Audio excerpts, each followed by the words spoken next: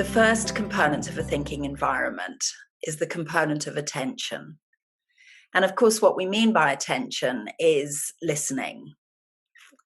It's interesting, isn't it, that people talk about paying attention, and I actually do think of attention as if it is a currency.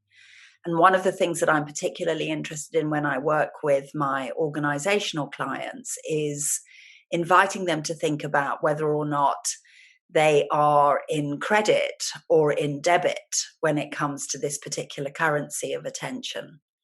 So what we mean by attention is listening, but listening in a particular way, listening with what we describe as palpable respect.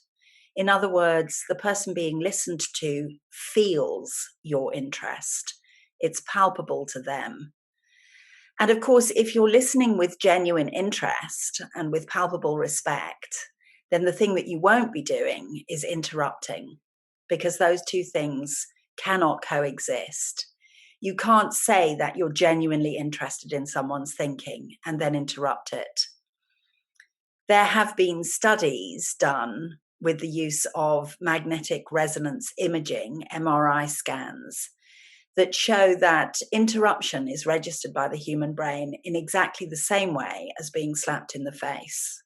In other words, as a physical violation, which is a rather horrifying realization, I think, for most of us, because I haven't met a human being that doesn't interrupt other people. It's one of the things that we learned as we learned everything in life by observation.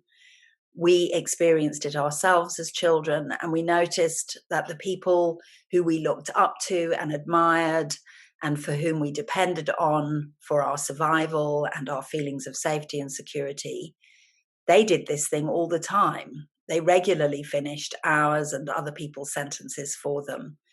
So we learned to interrupt, and we haven't realized the incredible cost that that behavior has produced. We can see the evidence of what that behavior has produced when we look around our world. So when we offer attention in a thinking environment, what we're really saying back to the person is, I really want to know what you think. I want to know what you think so much that I wouldn't dream of interrupting you. It's a world of difference from being patient. When we're interested, patience isn't necessary.